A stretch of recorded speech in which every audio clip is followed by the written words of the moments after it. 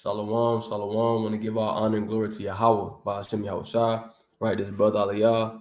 So I want to go ahead and get into this lesson, man. We're going into the destruction of Nicanor, right? The destruction of Nicanor, right? What is it, right? So we're gonna get into the history. We're gonna get into who Nicanor is, right? What happened, and how do you keep the right, the feast of destruction of Nicanor, right? So go ahead and let you know, destruction of Nicanor is a feast day that the Israelites that they keep, right? So-called blacks, Hispanics, and Native American. That's a part of our culture and a part of our heritage. So prior to coming to America, our forefathers would keep this day as a feast, right? And so we at New Wine Congregation, we keeping ours March 7th at sundown. So March 7th at sundown, we get into destruction of Nicanor, right? We get into it, right? Gonna be feasting, being married, right?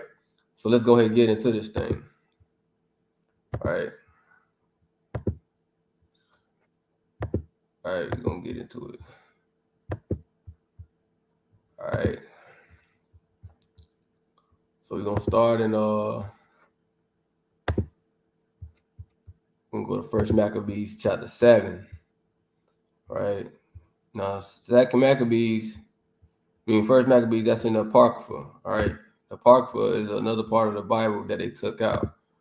All right, they took it out around the 1600s. All right, so let's get into it. Let's see here. Make sure my screen is sharing.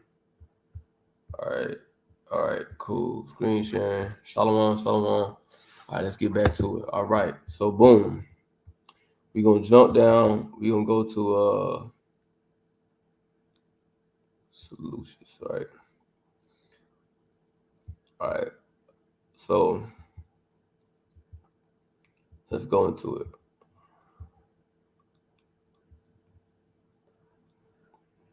All right, so we're gonna start at First Maccabees chapter 7, and we're gonna go to verse we can go to verse 25. So on the other side, when alchemists, right, saw that Judas and his company had gotten the upper hand and knew that he was not able to abide their force, he went again to the king and said all the worst of them that he could, right? Then the king sent Nicanor, right, one of his honorable princes, a man that bear a deadly hate unto Israel, right? So Nicanor was a so-called white man that bear hatred for the so-called blacks, Hispanics, and Native Americans, right? He couldn't stand us, right? He was disgusted by us, man, right? Right. So it says, right, Nicanor's solution, right? It says a Nicanor, a Syrian Greek general, right? It says that served Seleucid Empire, right, during the reign of the king Antiochus Epiphanes, right? So this is during the time of Antiochus Epiphanes, right? This is during the time of Antiochus Epiphanes, right? So it says he served during the Maccabean revolt in Judea, right? So the Maccabean revolt is when I thought I was sharing my screen. Okay. All right, so here it is. It's going to Nicanor, right? He died 161 BC, right? But so around 160 BC, this is what's going on, right? This is what we're getting into, right? We get into this time period, right? It says was a Syrian Greek general that served in Seleucid Empire, right, during the reigns of King Antiochus Epiphanes and Demetrius Soter, right? So you had Antiochus Epiphanes, right? He was king. You had Demetrius, right? When you read up in the chapter, it mentions Demetrius, right? He served during the Maccabean revolt in Judea, right? So you have this is the time of during the Grecian captivity of the so-called Black Hispanic Native Americans, right? So you had what you call the Maccabean revolt, right? Where our so-called forefathers, right? Not so-called forefathers, but our forefathers, the Maccabee brothers, right? They revolted against so-called white men.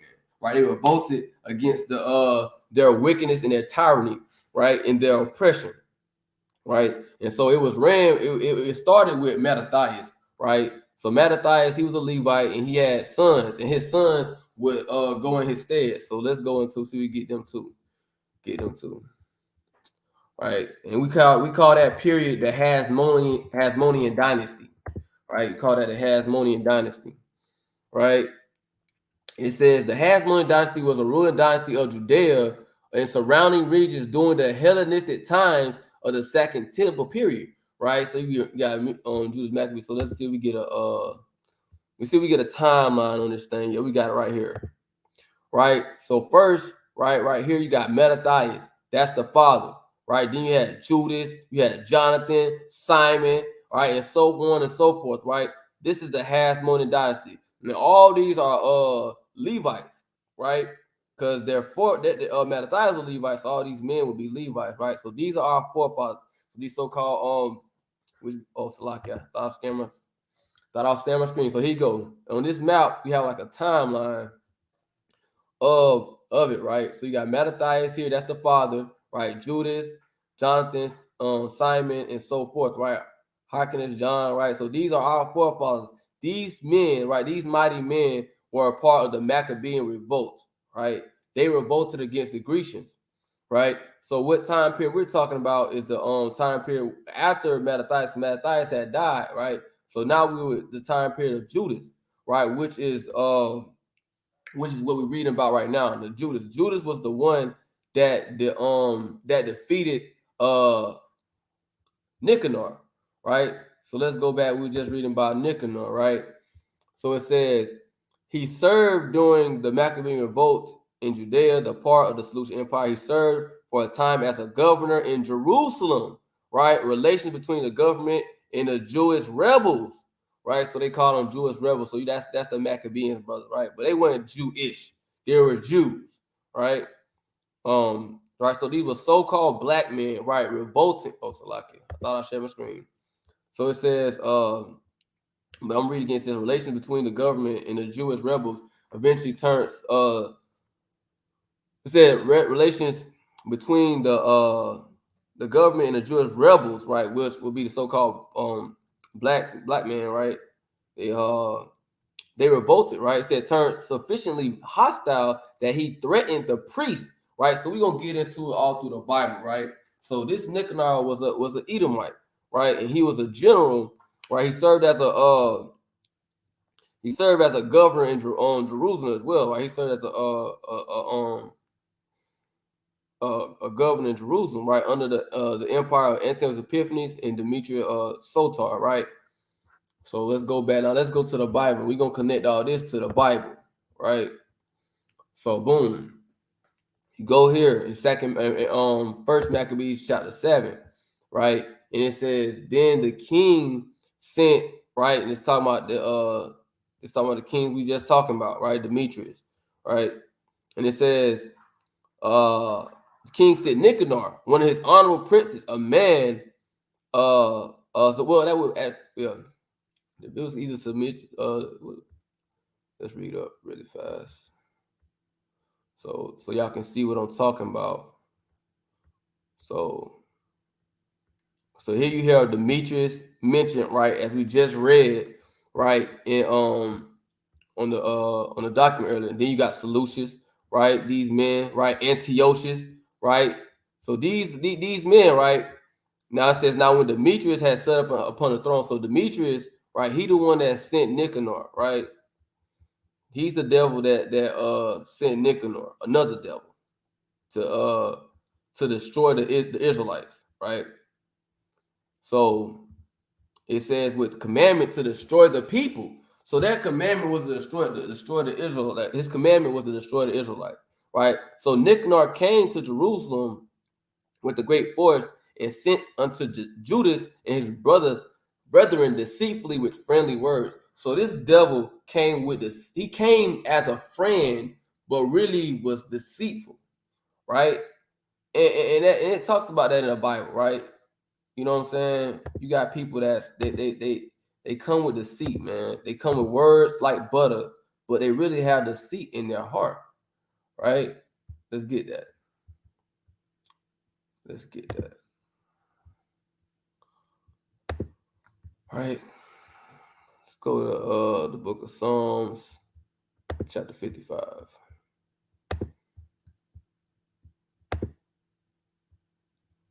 All right. Let's go to the 55.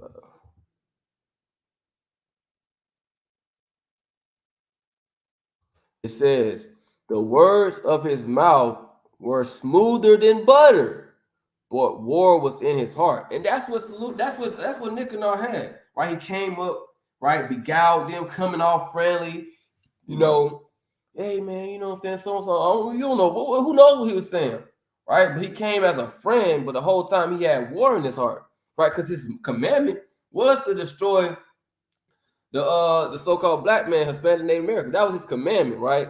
But these devils think they slick, right? So he came, said with war in his heart, his words were softer than oil, right?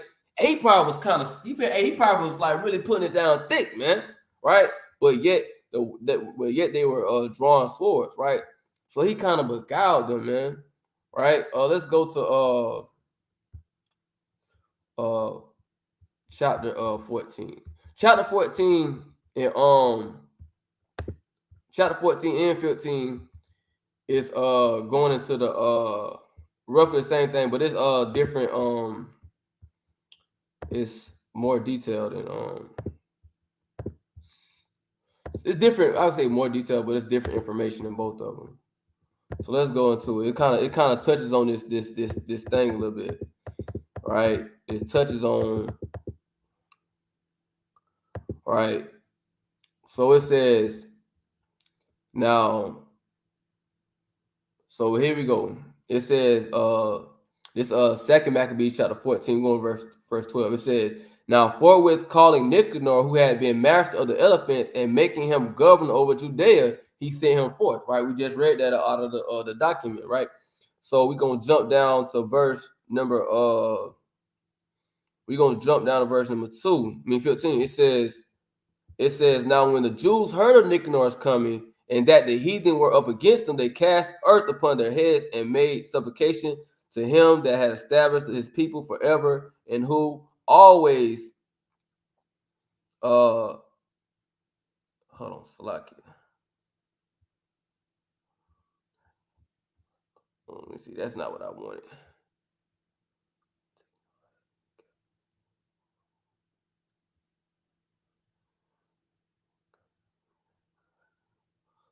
Let me see. Bear with me.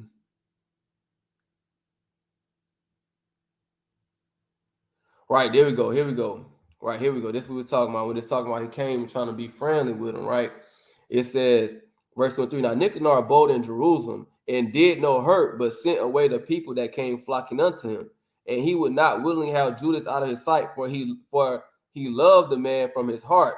Right, he prayed him always to take a wife and beget children. So he married, was quiet, and took part of this life. Right, so he was kind of there for a little minute.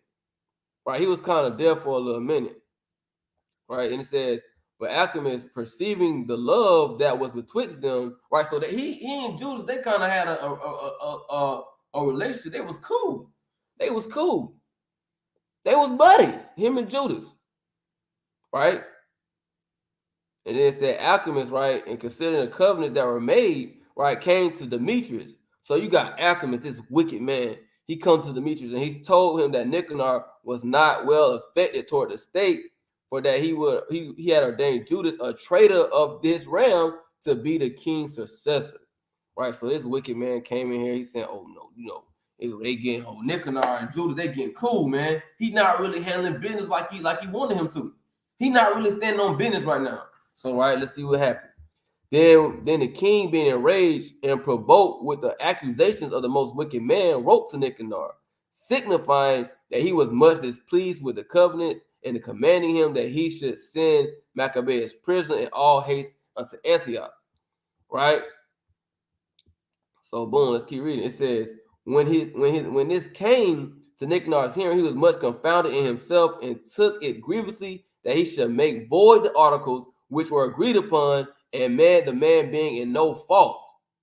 Right? So he done heard this, and now he done got grieved. This not a real man. Right? If this guy was truly your friend, why would you ever make void the article? Why would you make void the covenant if he truly was your friend? Right? That's why I tell you never trust thy enemies. Right? Let's go to that. Never trust thy enemies. Why? Because they're gonna do stuff like this. Right? At one point in time, him and Judas, they was good. They was good buddies, man. Good buddies, right? But all it took was a letter from the king, and he like, nah, hell no, right? So this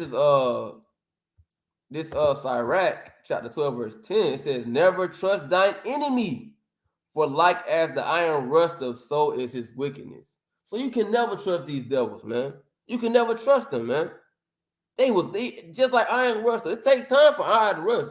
It takes time, but eventually it's gonna rust, right? And eventually these people, they're gonna show forth their hand. Show your enemy is gonna show forth their hand and show you how much they really hate you, right? They gonna come like butter, because that's how it was. It started off like butter, right? They had that nice relationship, all this and that, and look what happened, right? Let's find out. Let's keep going. But because there was no dealing against the king, he watched his time to accomplish the things by policy. Notwithstanding, when Maccabeus saw that Nicanor began to churlish unto him, that he entreated him more roughly than he was watched. So now Nicanor started treating him rough, right? Right, perceiving that such foul behavior came not of good. So our forefather, he had discernment, right, Salakia? So our forefather, he had discernment, like, man, this man, he treat me different, man. He's switching up, right? He's switching up. So Nicanor began to switch up on Judas, right? And it says he gathered together a few of his men and withdrew himself from Nicanor. So he backed off. He backed off, right? So I ain't gonna read this whole account. So at this point, they fell out. They done fell out now, right? They done fell out now. So let's jump down. Right? Let's jump down to verse 3. Now let's go into what Nicanor did, right? He said he stretched out his right hand toward the temple and made an oath in this manner: if he will not deliver me Judas as a prisoner, I will lay this temple of God. Even with the ground, I will break down the altar and erect a notable temple unto Bacchus. So this devil said, I'm going to break down y'all temple, right? I'm going to break down y'all temple, and I'm going to build up a temple to another God, right? And that's how these demons, you can never trust. First of all, that's how you know, bro, the so-called white man is the wicked of the earth. Take down the temple of the true living God and say he gonna put up another temple, right? Right. Let's go to it. So this man, he being prideful right now. He being prideful, right? But we know through the spirit, right, through the precepts, that pride go before destruction. Pride will get you killed. Pride will get you killed, right? Let's go to it. Proverbs 16 and 18. It says, pride goeth before destruction, and a haughty spirit before a fall. So this man pridefully spoke these words. I'm gonna tell him. I mean, he had his hands stretched out. So he probably was kind of like this. I'm gonna do this. I'm gonna do that. I'm gonna do this. And I'm gonna do that. Right? Prideful. But it says pride goeth before destruction. Right? The Lord said we'll be judged by every idle word that we speak. Right? Saying that you're gonna break down the Lord's temple, right, and then put another temple there to serve a heathen god, man. That is wild, right? But that's what these devils do, right? It says, but I say unto you that every idle word that man shall speak, they shall give an account thereof in the day of judgment. So every word you speak, you gotta pay for that. So the words that Nicanor spoke, he had to pay. He had to pay, man. Right? That lets you know, man, these people are wicked. Yet again, who is more vile and wicked than the so-called white man? Right? Who? Nobody. Let's get this, man. This devil is sick, man. Trying to take down the temple of our God and put up a damn madness. Lest there be any fornicator or profane, that means wicked, right? Person as Esau, who for one morsel of meat sold his birthright, right? So who's more wicked than him, right? to say these things, these blasphemous things, right? Right? Let's go back to it though. Right? So let's go back to 7. I'm gonna show y'all how these two stories they relate. They definitely relate. They just go. One has like a little more details into it though. Little different stuff, you know. But let's go to verse 7. Right.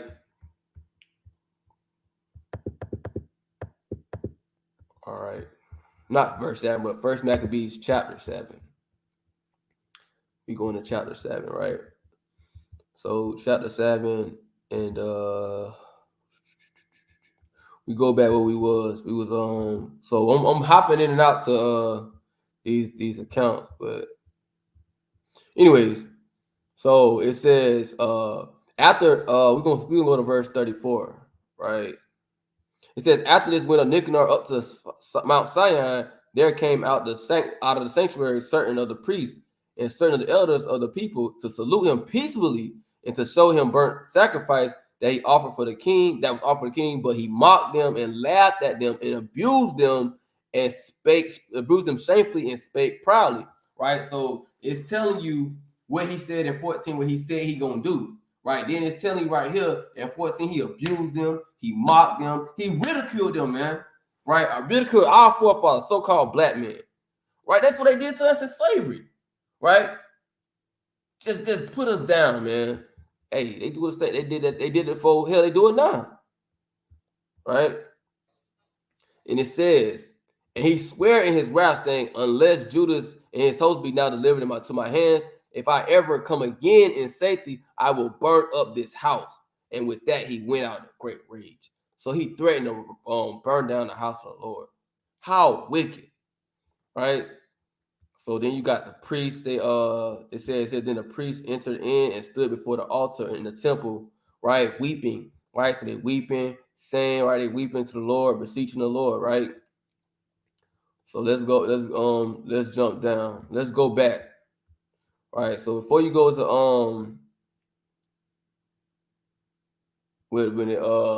before you go to, we're gonna jump down first. It says, be avenged of this man of his host. Go to verse 8. It says, and let them fall by the sword. Remember their blasphemy and suffer them not to continue any longer. So we're gonna go to chapter 14 because there's a little story that happens in between this in between the time that Nicanor gets what's coming to him. All right, let's get that before we. All right, okay, they want to play. Let's see this. Let me just go back to this screen.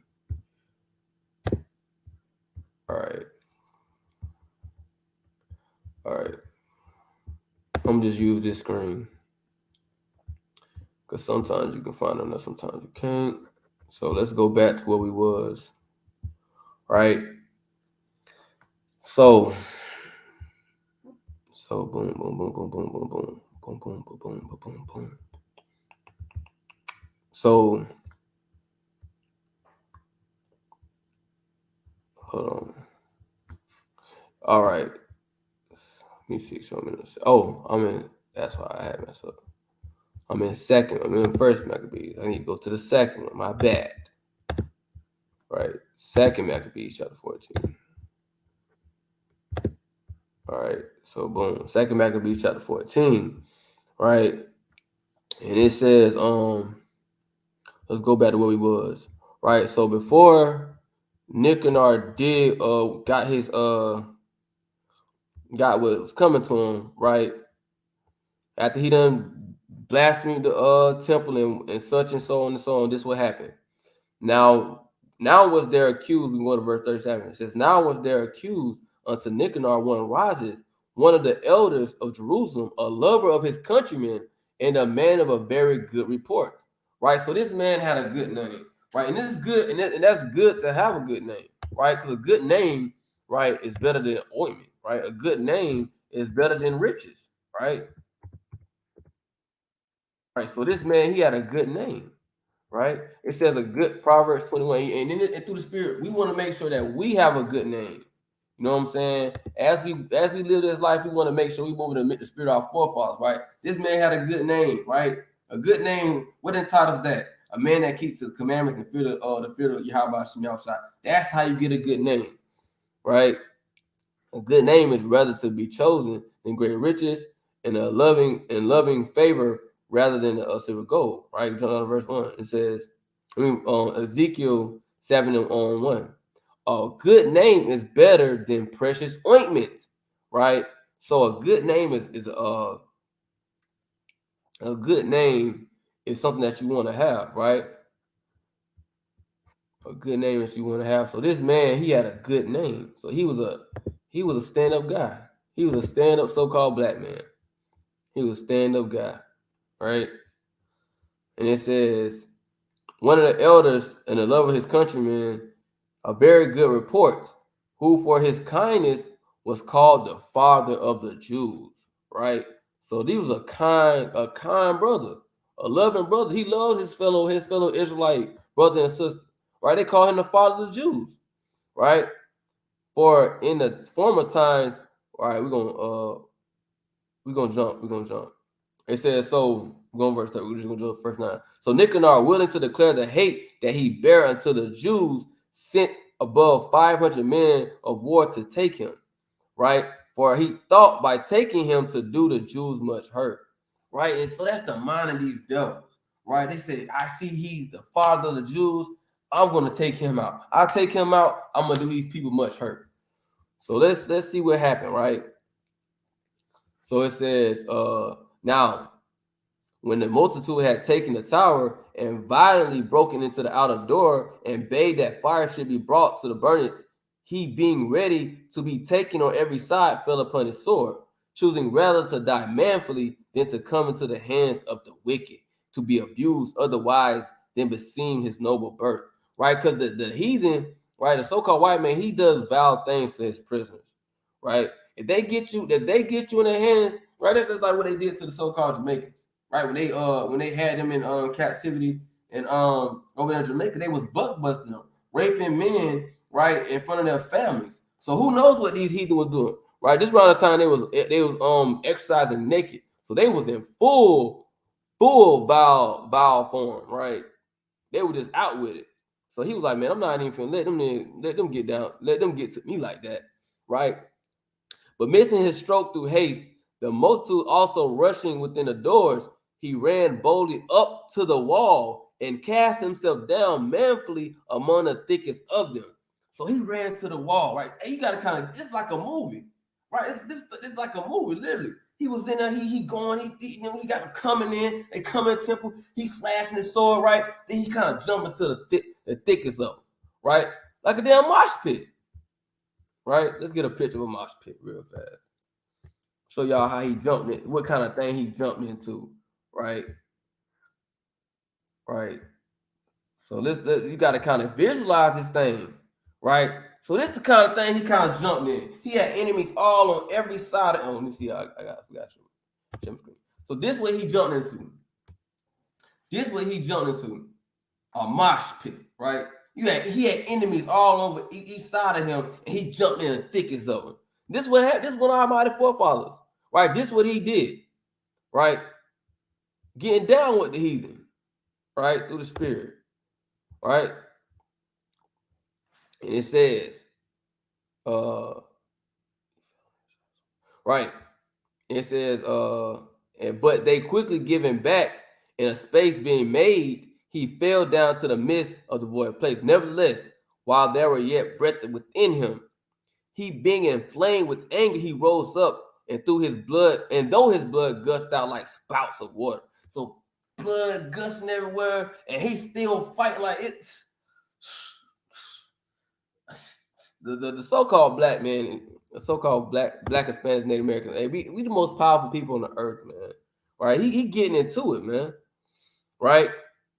Yet he ran through the right. It says, and his wounds were very grievous. Yet he ran through the midst of the throng and standing upon a steep rock. So he got himself on a rock, right? And when his blood was now quite gone, he plucked out his bowels and taking them in both his hands, he cast them upon the throne and called on the Lord and called upon the Lord of life. Right, the Lord of life is the Yahweh Shem Yahushua, right? In spirit to restore him those again he thus died. So we said restore him those again. He's not talking about just to hop back on his body. He's talking about Lord willing, he get restored as in the kingdom, right? Come back to life, right? Our forefathers, they understood that Lord can restore your body parts, right? Restore your body parts, right? Restore your body. Because in the kingdom, man, those that were slain for the Lord, they gonna be reborn with spiritual bodies, man. And that's the spirit that the brothers Maccabee, Second Maccabee chapter 7. That's the spirit that they was in, right? It says, let's read a couple of accounts right here. Second Maccabees chapter 7. It says, after him was I ain't gonna read this whole account, but if you haven't read Second Maccabees chapter 7, it's a mighty story of our forefathers that willingly gave their lives to not eat swine. Like you got people right now that's like, it's just pork chop, it's just pepperoni, it's just a piece of bacon. But yet you have men that was put in a situation to either eat this pork or you gonna die. Not only die, but you're gonna be tormented. So they said, hey man, I'd rather die. But read it on. It says, after him, the third made a mocking stock, and when he was required, he put out his tongue, that right soon holding forth his hands manfully. So he like chop them off, and said courageously, these I had from heaven, and for his laws I despised them. So he said, hey, for the laws, he despised these things. He despised his body, man. It says, from him I hope to receive them again. So they in the same spirit. Rises, right, and this guy, right? They saying, hey, hope a Lord can restore them again. He can give it to me again, right? It's nothing for the Lord to do that, right? Let's get another one.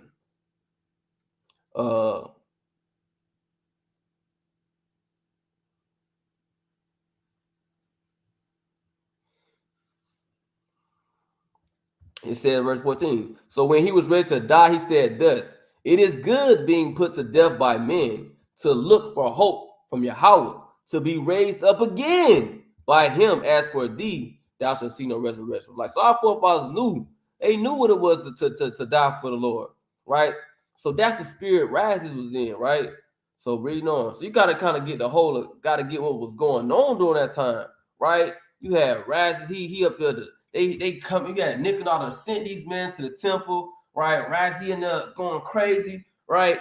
So, hey, this thing get kind of crazy, right? Through the spirit, though. This was our forefathers going through, man. This was going on. They had to fight for the temple. It was a lot going on through the Hellenistic time when the Grecians took over. Them wicked people, boy, so-called white man, they was putting them through it, boy. Hey, that's what happened to Jacob's trouble, right? But reading on, because we talking about Nicanor, right? But we had to get the whole backdrop of what was going on during this time. So we're gonna go back to Salakia.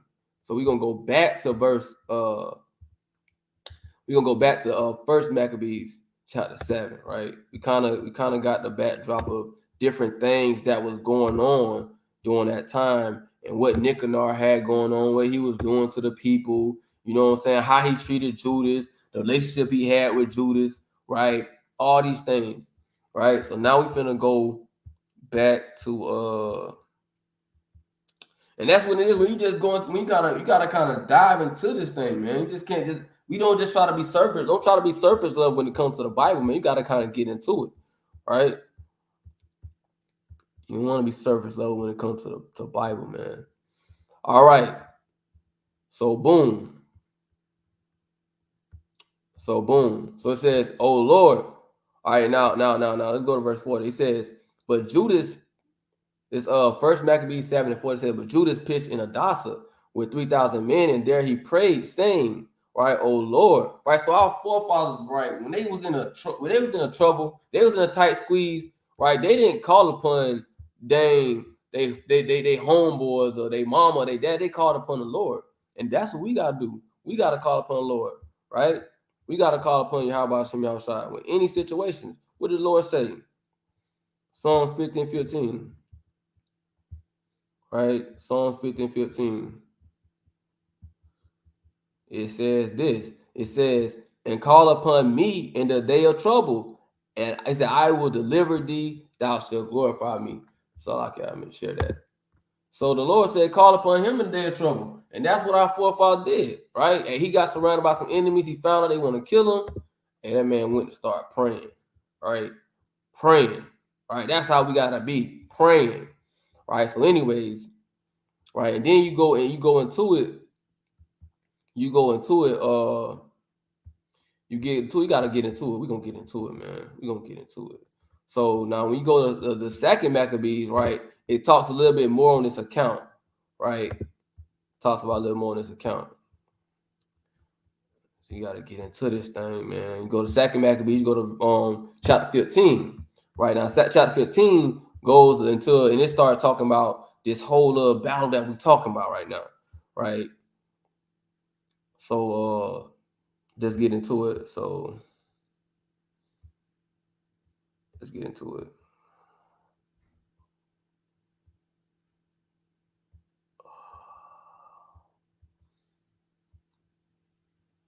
Right, so let's go into it though. Go into it. This thing gets so it's a whole battle. Like it's a whole battle. Like it's a whole like it's a beautiful story, man. You know what I'm saying? It's kind of it was going down, right?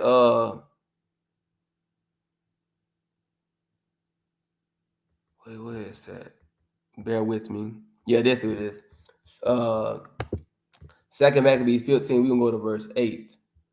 Now we're gonna start verse 6. It says, so Nicanor and exceeding pride, there go that pride again. We know pride go for destruction. A haughty for haughtiness for a fall, right?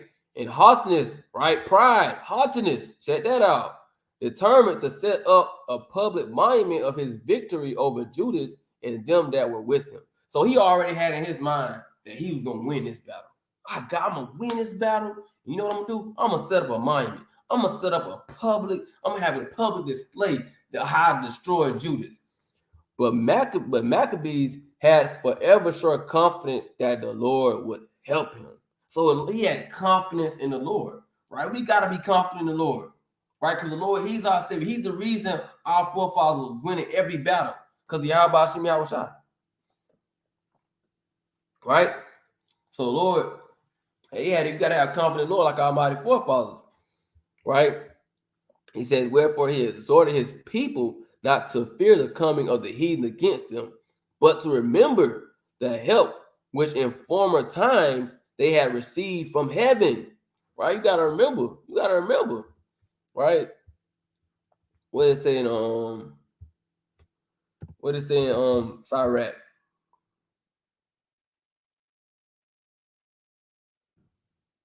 Sirach, chapter 2. So Sirach, chapter 2.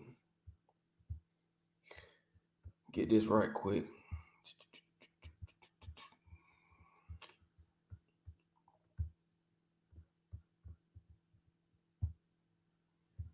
Okay, hold on. Bear with me.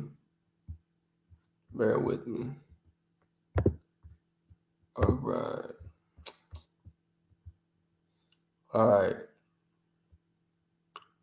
Sirach, chapter 2 and verse 10 is what I want right here. Look at the generation of old and see did ever any trust in the Lord and was confounded, and did any abide in his fear and was forsaken. So like it's saying in Sirach chapter 2 said, look at the generations of old. Look what happened to our forefathers. Who was ever confounded that trust in the Lord? Who was ever forsaken that abided in the fear of Yahweh Shem Yahushua? Right? That's the man. Rhetorical question. Right? So boom, we going back, right? So he exhorting them, telling them about all the remember our forefathers, right? He was going in, right? Lifting their spirits up, right? Lifting them up through the spirit, right? And it says, It says, but remember which in the former times they have received from heaven, and now expect the victory and aid which shall come unto them from the Almighty. So he's like, man, the victory is going to come from the Almighty, right? And so comfort them out of the law and the prophets, the words of God. It said, and withal putting them in the mind of the battles that they had won afore, he made them more cheerful.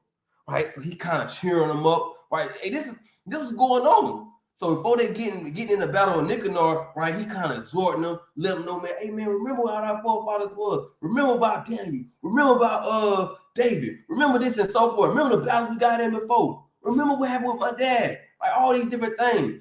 Right? They getting pumped up. They getting cheerful. Right? They getting excited in this thing, right? They getting ready. They getting excited. It says, and when he had stirred their minds, he gave them their charge, showing them therewith the falsehood of the heathen and the breach of oaths. Right now, and the heathen there, they constantly did that, man. Breaking the contract, breaking the oath, man. Did not the father of the Edomites, did he not, after he done sold his birthright to Jacob, sought to kill him because he took his birthright? But you're the one who sold it. There's always been that spirit to just be like that, man. Right? So boom. All right, we going in to the next one. Keep going. So all right, we're gonna go back. So they kind of getting into it. They getting into it. So we're gonna go back to the first Maccabees, right? Back to chapter 7. All right. We going in definitely into the destruction of Nicanor, man. What was going on, all these things through the spirit of Yahweh Shem Yahushua. Right. So boom. All right. Let's get to it. Let's get into it. Now we get into the battle part. Right. So the 13th day. Now this is on the 13th day of the month of Adar. Right. So according to our calendar, the New One Congregation, our 13th day of the month of Adar is going to be March 7th at sundown. Right. So it says the host joined the battle, but Nicanor's host was discomfited, and he himself was first slain in the battle. So Nicanor, this man that was talking with that puffed up chest, right, talking all that smack, he was the first one that was slain. Check that out. Now when Nicanor's host saw that he was slain, they cast away their weapons and fled. Right, boom. So cast away their weapons and fled. So boom, there we go. All right, it says, then they pursued after them a day's journey from Adasa unto Gazara. So that's Gaza, right? That's Gaza. So we're gonna get so y'all can kind of see where this war was going on at, man.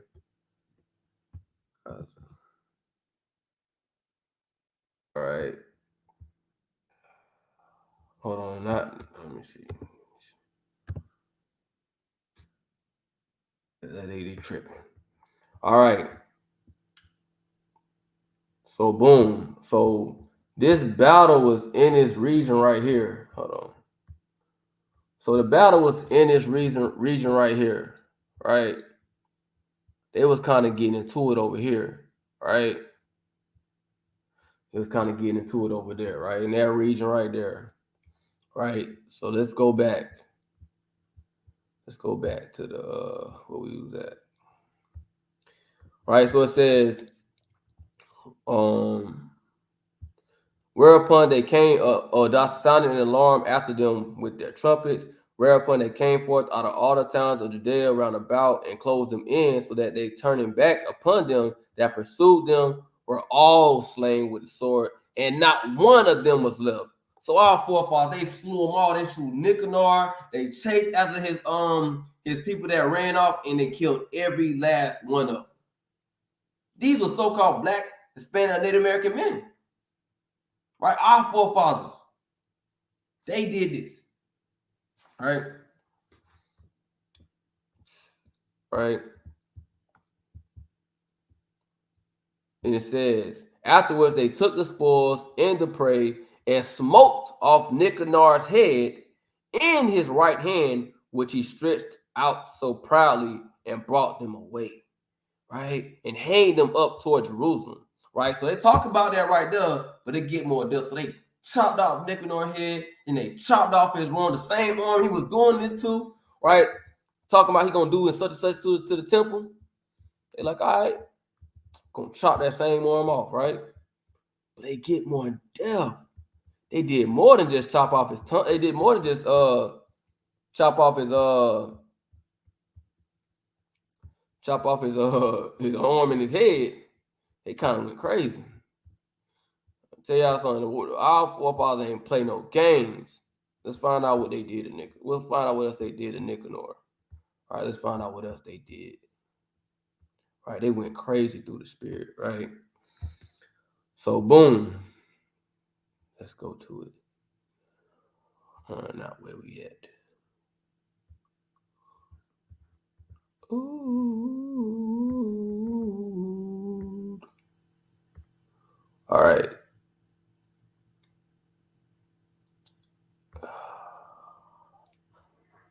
Right, so it says, let's read this. Okay, yeah. We had second Maccabees chapter 15, we had 32. And showed them bow Nicanor's head in the hand that blasphemer which with brow brags he had stretched out against the holy temple of the Almighty. So this is what happened when you try to come up against the Most High, right? And you get utterly destroyed, right? And our people, we gotta be very careful for that we don't try to find ourselves coming up against the Most High. We need to be trying to follow the will of the Lord, be obedient to him, and fear him. The Most High ain't nothing to play with. He will kill you. Right? And when he had cut out the tongue of that ungodly Nicanor, he commanded that they should give it by pieces unto the fowls and hang up the reward of his madness before the temple. So they even cut out this man's tongue, cut it into pieces, and fed it to birds. That's what our forefathers did to so-called white men, man. I mean, when they utterly destroyed it, man. So every man prays toward the heaven, the glorious Lord, saying, blessed be he that kept his own place undefiled. Ooh, man, that's so cold. Man, that's so cold, man. It said, blessed. I mean, let's get this account, man. Because the Lord, hey, when Israel, when they in their right mind, oh, he gonna defend them. He gonna defend them. When our forefathers in their right mind, they was doing right by Yahweh Shem Yahushua, and the Lord defended them. Right, the Lord defended them. But let's get this account though. Hey man, Lord get down. Let's get this. Because he's known to defend his place. Let's get this account. I ain't gonna read this whole account, but I'm gonna get this precept though. Right? So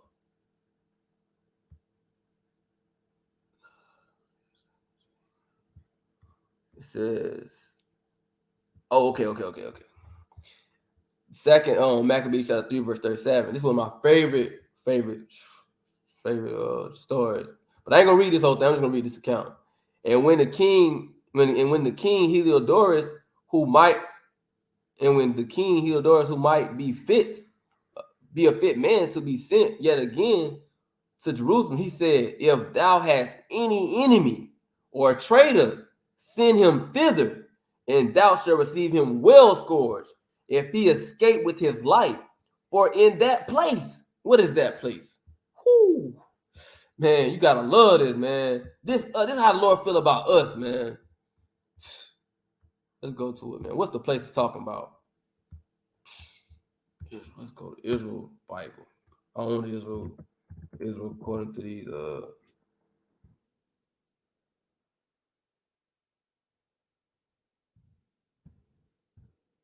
all right. So this is Israel right here, right? But I think it was bigger than this, though. You know what I mean? But anyways, this is Israel. This place right here, which is our homeland, right? The so-called blacks and Spanish Native American. This is our homeland, right?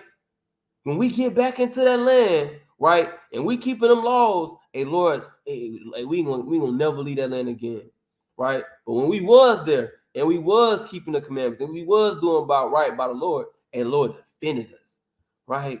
But at this time, what they're talking about is it was in Jerusalem around this area right here, right? In the southern kingdom. But the Lord, he going to defend his people. So that's, I just want to show y'all that real fast though. But yeah, so the Lord, no doubt, is going to defend his people, man. It says, if he escaped in his life or in that place, no doubt there is a special power of Yahweh, right? It's a special power. We got a special power of Yahweh. We're people for we're a place, right? We got a special power. The Lord to defend us, right? Think about this. It's not the Lord, though. It's not the Lord coming back for us. Literally, the King is coming back for his people. He didn't forget about us. He's coming back to get us. Them people, that place. Man, to take us to the place. Man, Lord willing, I can go. Lord willing, I'm found worthy. Right? So, oh man. It's beautiful, man. It's beautiful, man. You gotta love it. You gotta love it, man. So boom. So we getting into how they were celebrating the day. We had to build the whole background of the destruction of Nicanor. Right? You had to go through the history. Had to go who was playing a part, who was Nicanor, who was Judas, kind of what was going on, what Nicanor did, everything, because all these things involves like envelopes, right? The destruction of Nicanor. What was going on? Because this is how you remember how I was keeping it. I mean, now you know why we keeping it. Now you know what happened. You know what I'm saying? You just want to just keep it because we saying, yeah, we just keep destruction. You want to know what was going on. What, you know what I'm saying? This is our heritage. This was about us, right? Our history, right? Just ended so-called Black History Month, whatever you want to call it. We're still in it, whatever. You know what I'm saying? So-called. But anyway, this is our true history, right? According to the Bible, right? So let's go to all right, go to verse 35. 2 Maccabees 15:35. He hanged also Nicanor's head upon the tower, an evident and manifest sign unto all of the help of the Lord. And they ordained all with a common degree, in no case to let that day pass without solemnity, but to celebrate the 13th day of the 12th month, which in the Syrian tongue is called Adar, the day before Mordecai's day.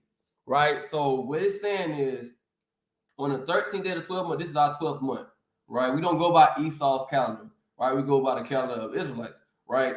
So according to the New Wine Congregation, our calendar, this is our 12th month, and our 13th day is going to be the Sabbath at sundown, right?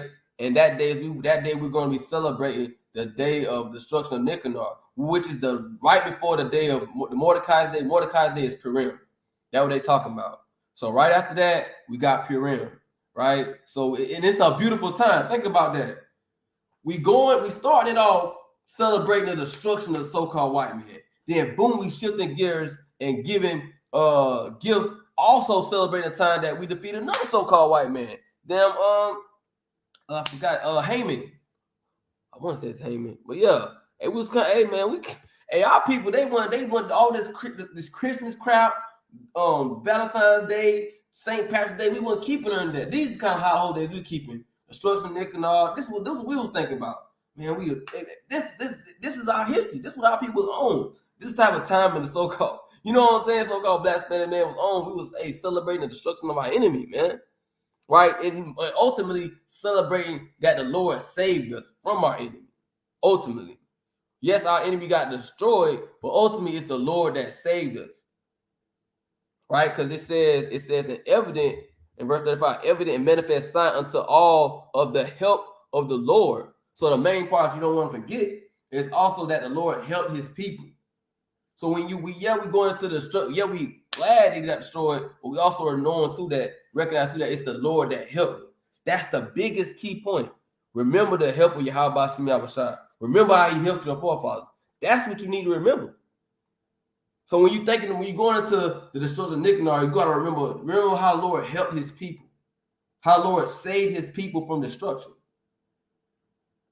That's what we remember. Dang, look what the Lord did for us.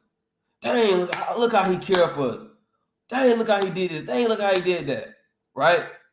So that's how we keep that day, right? It's and, so that's the end of that. It says thus went it with Nicanor from that time forth. The Hebrews had the city in their power, and here will I make an end. But I ain't gonna make it end. I want to go back to First Maccabees chapter 7. Cause I want to read what spirit our forefathers in, right? And then I'm gonna close out. All right, I'm gonna close out. Oops, went down too far. All right. They cast away their weapons and fled. Oh, my bad, select. We'll jump down to verse 48. First Maccabees 7 and 48. It says, for this cause the people rejoiced greatly, and they kept that day a day of great gladness. So on the day of the destruction of Nicanor, we not sad. We not in mourning, and we in mirth. We're happy. We enjoy. Yet again, you got to remember, the Lord saved us from our enemy. He helped us destroy our enemy. The true living God that sits on the throne above, he helped us, so-called Black Hispanic American, he helped us to destroy our enemy, man. Who's so-called white man? Moreover, they ordained to keep yearly this day, being the 13th of Adar. Whew. Right? So that's going into